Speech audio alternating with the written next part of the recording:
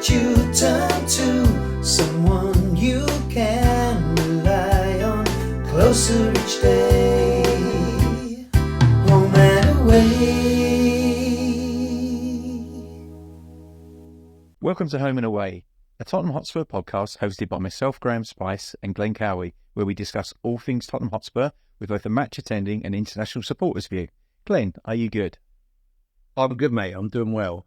Just hoping, as we discussed offline, hoping my house doesn't get blown away. We're having some gale force winds today and all day by the looks of things. But other than that, I'm pretty well. But we have to do it. We have to talk about it. I'm not too well about what was a major semi-final. It looked more like a pre-season game. But your thoughts? I think you have one word for it, but I'll let you tell our listeners what that one word was. If I was going to sum the game up in one word, it would be gutless. I felt like didn't look like a bunch of professional footballers playing for me. I thought they were appalling. Some of them, the youngsters again, they looked like they tried, but not create a shot on target in the entire game. It's pretty poor. I don't understand. He started the first half. We played like a Conte team. Yeah, it was like we sat back, we sat deep, we let them come at us again and again. It just didn't make sense to me because we didn't have the players to do that when we had a full team, let alone with the makeshift team we had. I just felt it was too much to ask of them, and I thought the only way we get something out of this game is if we could score a couple of goals. And at no point in the evening did we look like we were going to do that. It was a really embarrassing match to watch. It certainly was, and we'll get into like the details of some of the game and how the goals were conceded and such in a minute. But one thing I said off air is there an air of convenience about Postecoglou's post-match net? It's if we lose, we've got 10 first-team players out, and we haven't won many. But if we win, tremendous effort. Or if we lose by a smaller margin, I couldn't ask for more from the lads. But that, for a semi-final, I mean, was it the second or the third? The second goal was a penalty, so it would have been the third goal, where we essentially just rolled the red carpet out. I mean, just a chasm in midfield. Like, no one laid a glove, I think you'd always prefer someone gets sent off. Yeah, at least to show a bit of fight. Yeah, I think the midfield was appalling. Like Sarr and Bissouma had probably how many times is Bissouma going to misplace a pass at least to an opposition goal before he gets dropped? Yeah, he so many times this season he's been responsible for that, and did it again. And Kinski was. I mean, I'm not sure. I think he might have got to the ball, but I'm not going to argue the toss over it. It was a rash thing to do, wasn't it? And look, again, it goes back to my comments about. Well, actually, before I say this, was VAR even part of that game? I can't keep up. VAR would have been. It was, I think, yes. Yeah, okay. So even if it goes to VAR, which it didn't really, I mean, it may have checked it and cleared it very quickly, but it's still a human being looking at it and making a decision based on didn't he? So for me, it was even if he got. I don't know. I thought it was. It was rash. I don't think he needed to do it. Even the goal at his near post, he got beat at his near post again, didn't he? And there was another moment where they didn't score from it, but they could have when Kingsley. I don't know what he was trying to do, but he pumped or something. A couple of times he did that as well. I wish he'd just hold the bloody ball sometimes. But the good news is, I think Mario is supposed to return him. Go ahead. Well, even that, but I think that Brandon Austin's performances have been better than what we saw on Thursday. Really, I think he's been pretty solid all round. No worse than that. The player I really actually felt sorry for seeing he came on the 57th minute was Bergvall. I was like, he's obviously a bit of a confidence guy. He's 18. He scored in the first leg. He brings energy. He presses. Not only is he dynamic in the tackle, he's also he's always looking to go forward with the ball. And he got half an hour. That was just weird to me. And actually, we looked better with him on the pitch. Correct. Well, frankly, we'd have looked better with anyone on the pitch other than the people that started the game.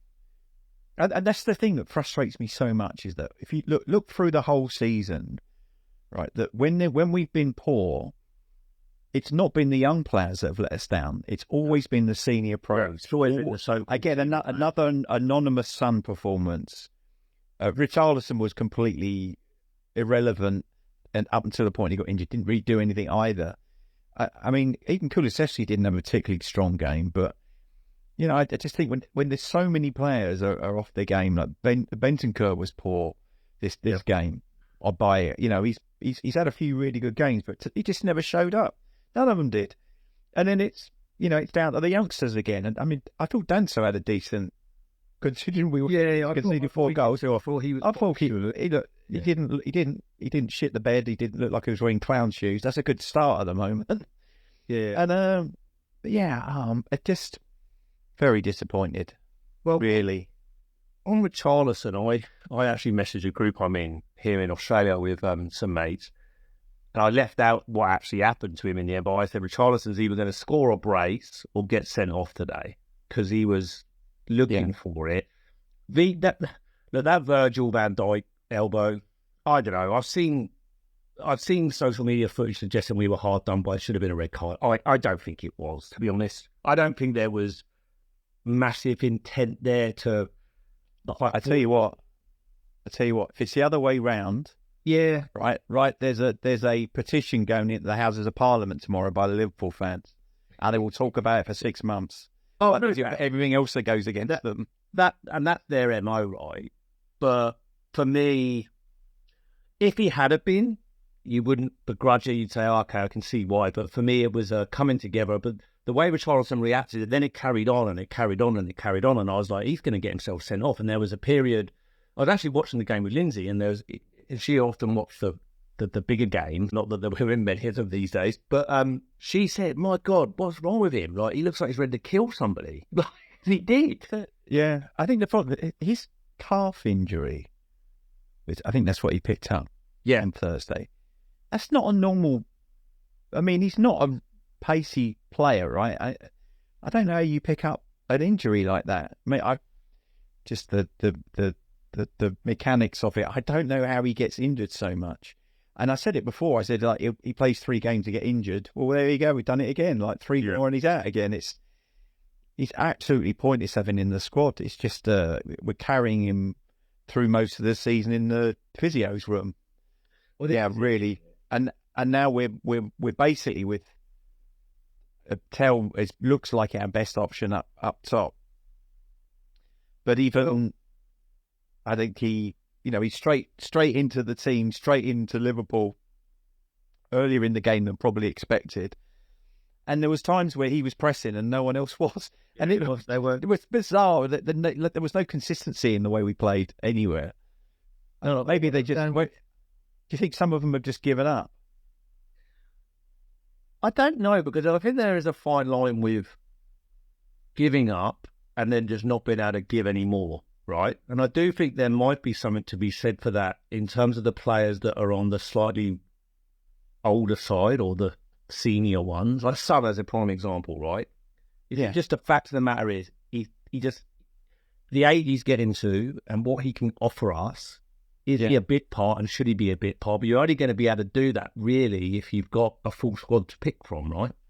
Yeah, exactly. So I think I can understand the lack of rotation is burning out some of the players, but then again, is it really? I mean, I think I looked at it. We've played 11 games in the last 36 days, so nearly just over a game every 3 days.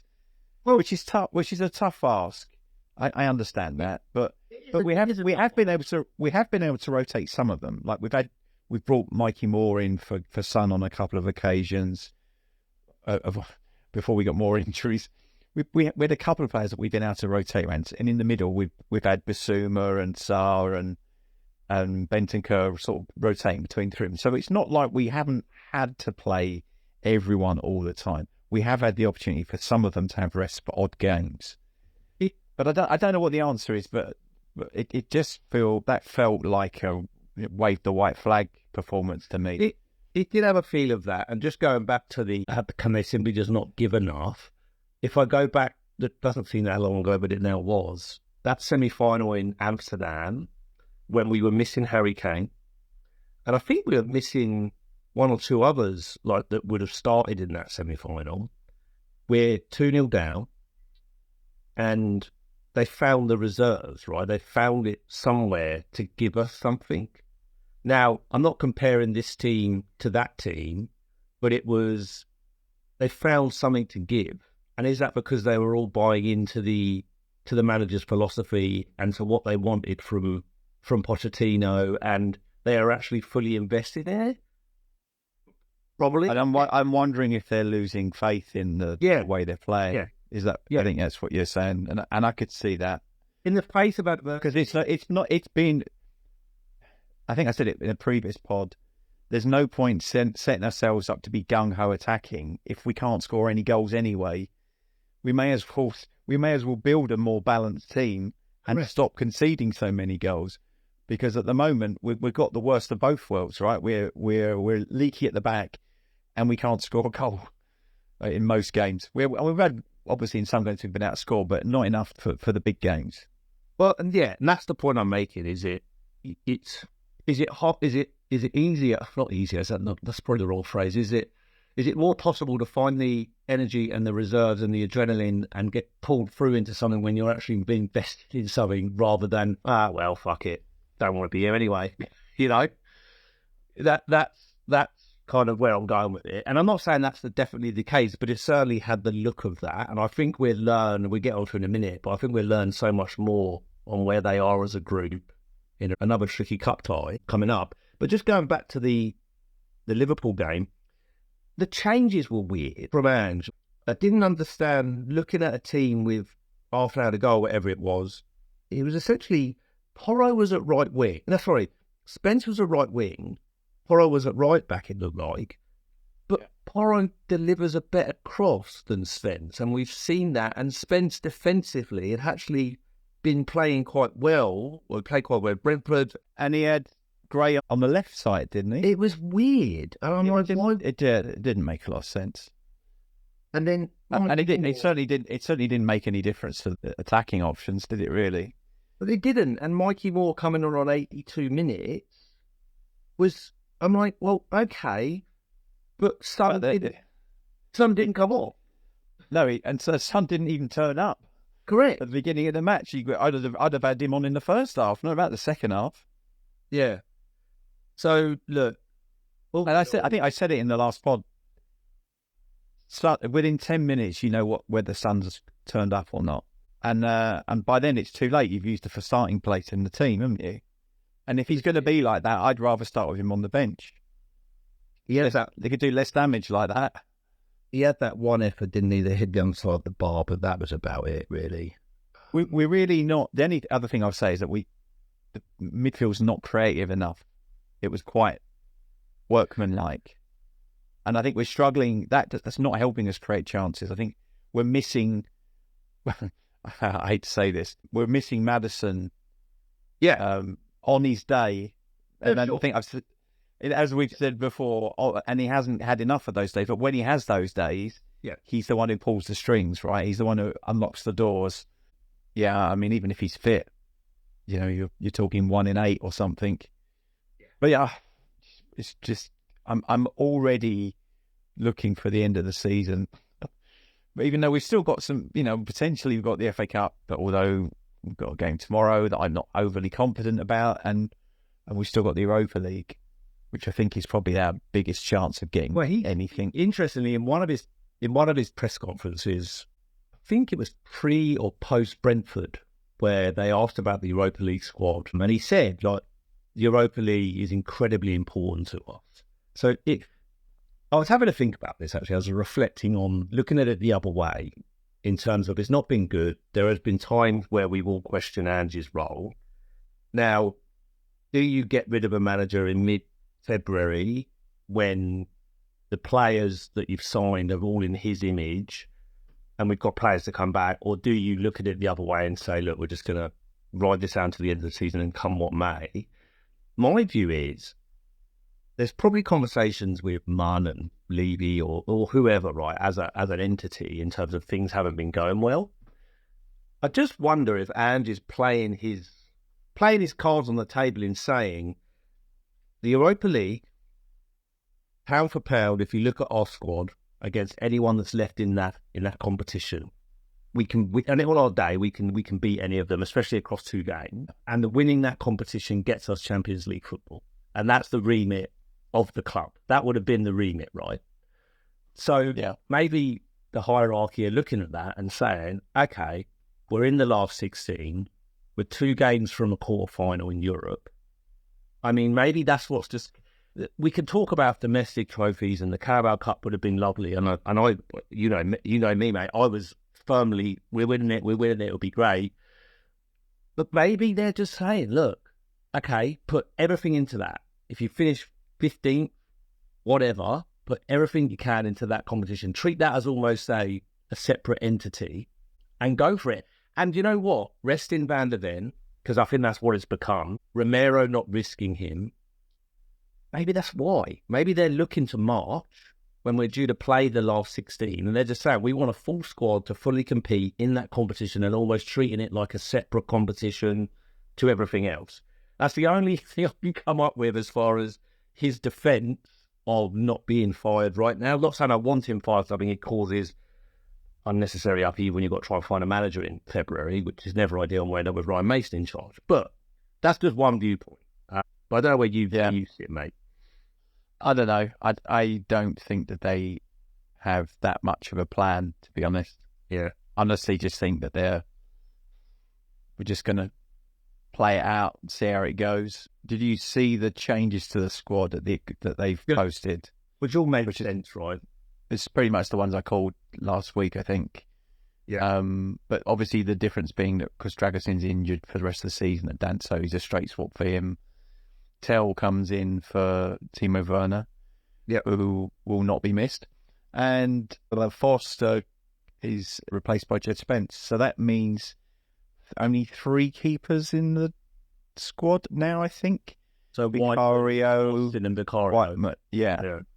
Which is okay. It's enough. And but at the moment, it'll probably be until... If Vicario's close to being back, it could be him, I guess. He might even play tomorrow.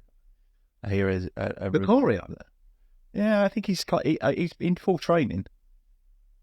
I mean, that's a plus, I suppose. But as you pointed out offline, we're actually, well, you say no better off. Some could say some could say we're maybe worse off than we were on New Year's Day. Yeah.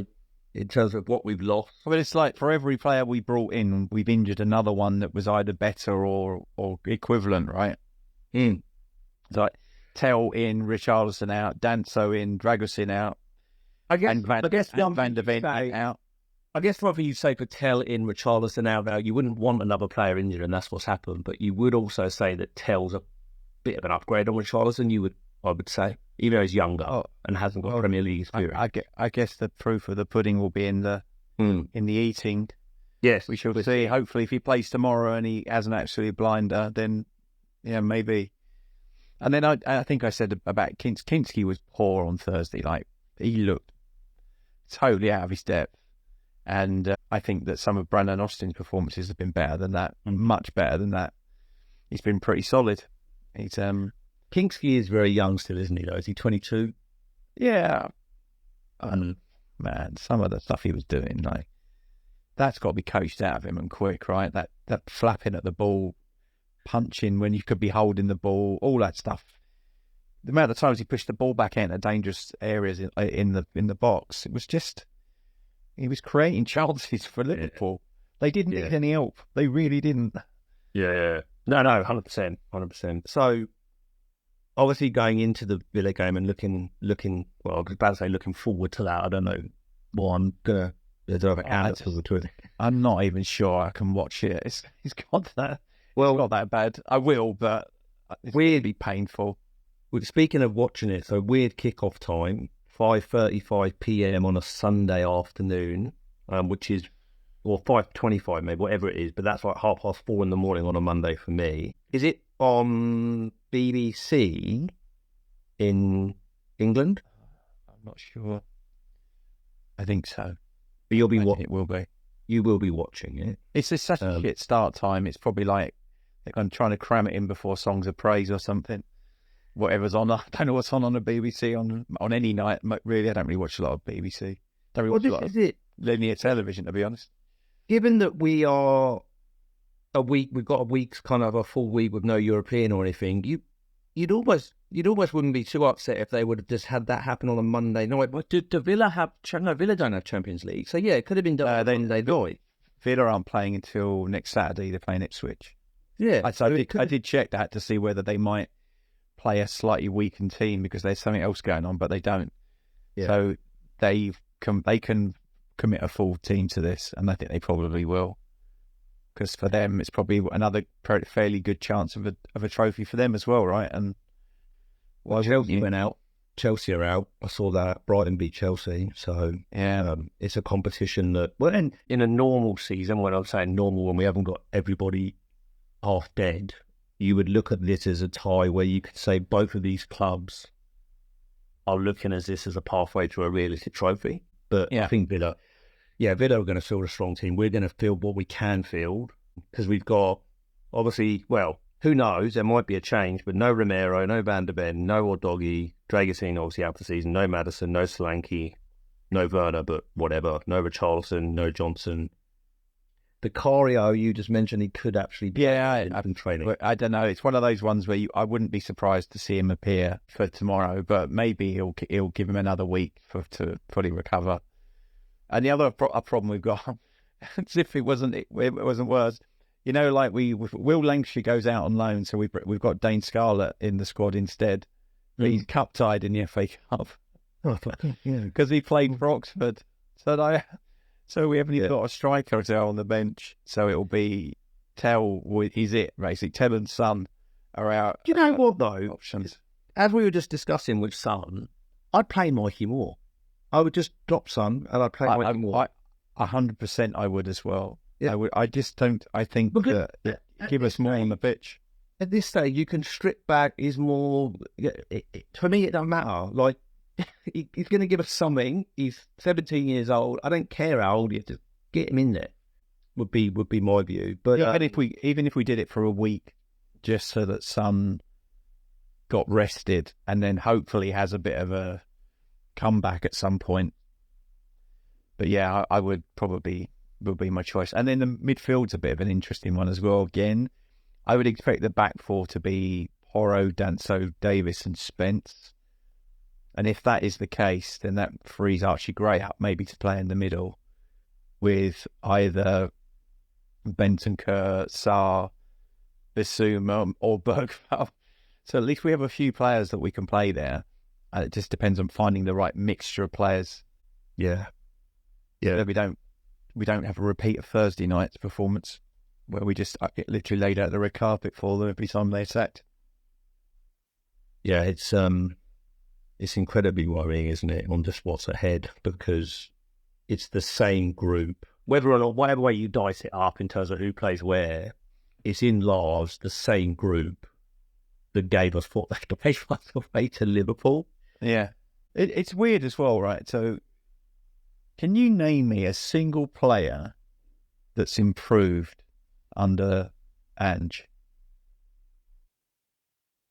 Would you say Kulusevski's got better? Are we seeing better football from him than we did when he was under Conte? I don't think so. I think the first half of season under Conte, he's probably on par with what he's done this season. Now, whether or not Porro's improved under Ange, I would say that when we signed Porro, for me, he was a pure right wing back. And I think actually at times he's performed quite well as a right back coming inside. But yeah, look, I just don't see what I remember. For instance, first season under Poch, we got a lot of fairly average players in that squad, and a lot of young players coming through, and he improved all of them. They were all better at the end of the first season, and at the moment, I'm not seeing that. And in fact, some of them are just deteriorating. They're not getting better. I don't know why that is. Like Sarr looks lost. I don't know if it's just tiredness or... His first half of Ange's first season, he was actually quite good when he was used. Yeah, he was. Yeah. It's a fair question. It's a fair question, like, in terms of what has he improved? Because... And I guess you could say, actually, that's down to the coaches, because Ange doesn't take the coaching of the players. He might set the patterns of play, the basics, but actually the details done by the coaches, right? We've covered this before. We have quite vanilla coaches. There's no specialists. There's no specialists there. They might be given tasks to do, but there's none of them that are specifically that's their role. They're just there to do defending set pieces or attacking set pieces or working with the strikers or whatever. They're just, I don't know. So coming around to the Villa game, back to where we kind of started on this, your prediction, like where do you, because I think it's a massive, I think it would be a massive ask whether we had a full squad, right? Yeah. I think it's a tough place to go.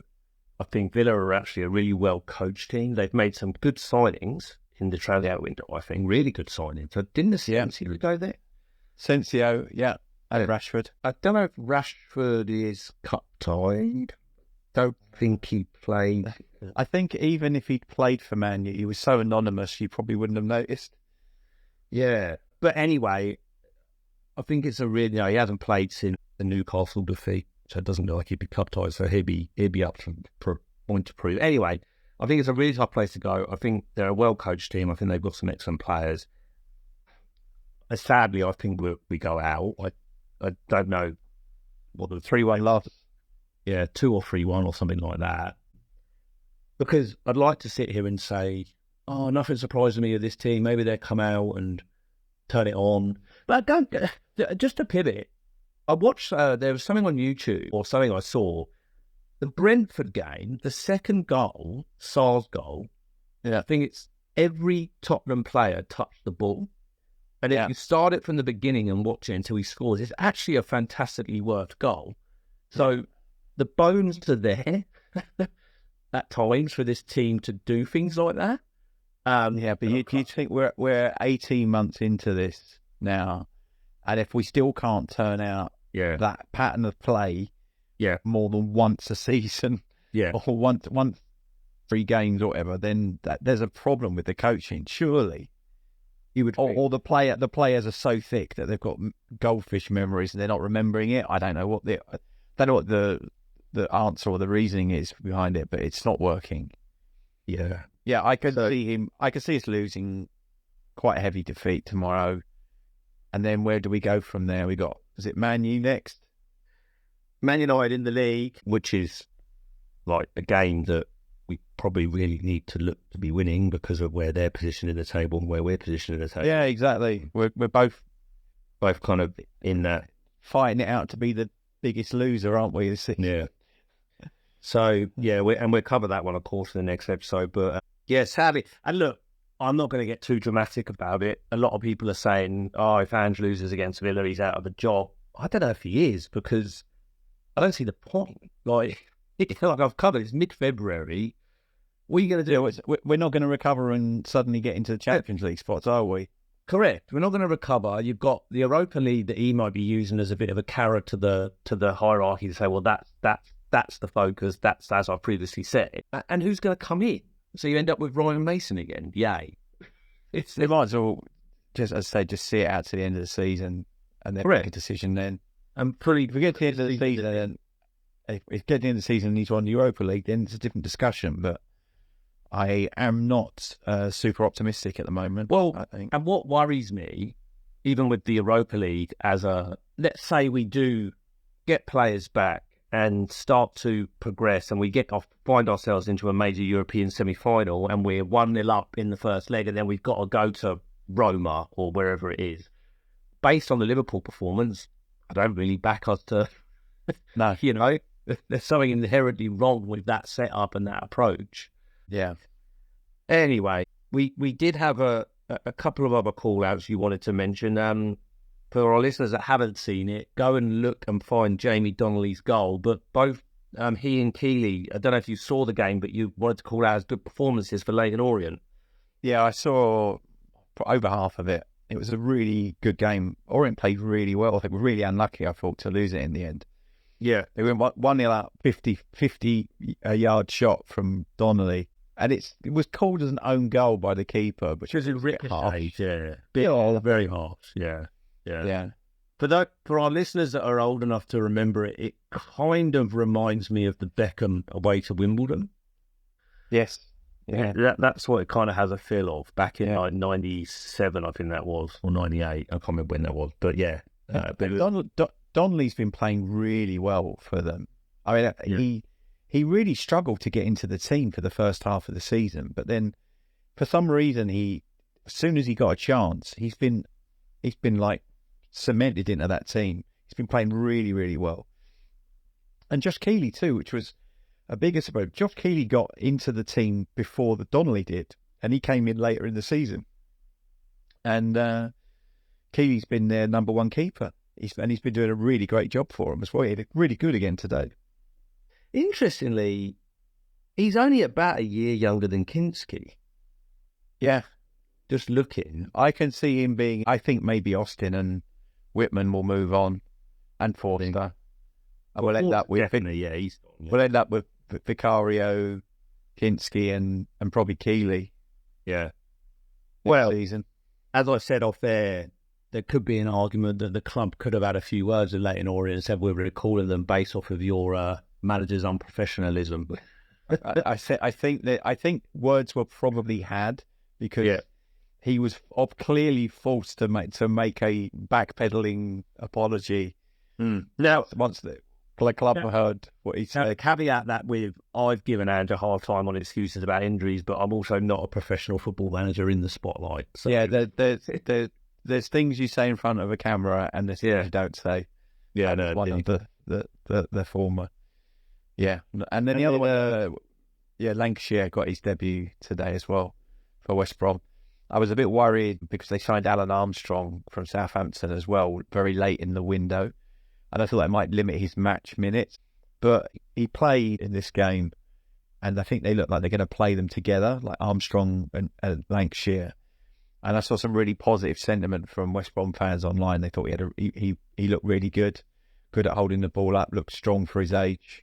They were quite impressed with him. So that's and then I don't know if we touched on this last episode, but recently Yang, he's just going by Yang, by the way, as his last name, number 47 QPR, Yang Min Hook. He came on against Blackburn, and then there's a away game for QPR to Coventry on Tuesday night. And in the league, so maybe he'll feature. So he's another one that's obviously gone out and getting some minutes. QPR. That and then I tried to get old Thomas went to see Notts County today. Oh, George Abbott, that plays. I was asking him how George Abbott was getting on, but he hasn't got back to me in time for me to give you fresh news from the pitch side. But I'll find out for next time. But I quite like to see that the youngsters are doing well, and if they're going to come back, that they'll have learned something valuable from playing regularly in the senior game, maybe at a lower level. Yeah, tough them up a bit. Efforts, they absolutely wax lyrical about him. They love him. They love him at Notts County. That's what you want to hear, mate. There's one thing Tottenham's hierarchy and the recruitment, whatever you want to call it, are doing at current. They are bringing in some decent youngsters, like when you actually list them all. But the under 18s had a good win again today as well. The under 18s had a good win again today as well. It's just that balance of, well, that's fine and that's good, and we're building out the academy and we've got some really good young players, but we've kind of had enough of projects and we just want some success now. We spend all of our time looking to the future. Yeah. Nothing ever happens today. Yeah, indeed. I think this has just been one of those weeks where we've had all of the stuffing kicked out of us, haven't we? It's unfortunate. We had. It was a very flat, horrible performance. We just needed them. We needed them to believe as much as you did, Glenn. I think that's what we needed. That's all that needed to happen. We should have got you to video conference in the pre-match team talk. Yeah. And should have said, I've got this guy from back home. Gonna motivate. Yeah. Win it all, gonna win the league. Yeah, gonna win it all. But look, frustrating. But as always with Tottenham onwards, let's see what comes for the Villa game. You did mention you'll be watching. I just looked it up. It is on BBC One. So okay, yeah. But of course, 5:30 or whatever. Does that clash with a Sunday roast, or are you gonna? No, it'd be fine. Yeah, I'll be watching that. Well, mine will be 4:30 in the morning on a Monday. I will probably watch on a slight delay. Yeah, I don't blame you. Yes. I don't know, or at least you'll know, by the time you wake up, you'll know whether you want to watch it or not. Oh, yeah. Well, look, on that note, I would like to sit here and say we've got so much to look forward to. We're in a cup final, but we're not, unfortunately. But nevertheless, as always, and it has been for all of my life, come on, you Spurs. Thanks for everyone who's listened in. Please like and subscribe to the podcast to tickle the algorithm so we can get in front of more Spurs supporters. And to close us out, as Glenn said, come on, you Spurs. You can contact us on email at tottenhamhomeandaway@gmail.com or on Twitter X @TottenhamH&A. Let me be the one that you turn to, someone you can rely on, closer each day, home and away.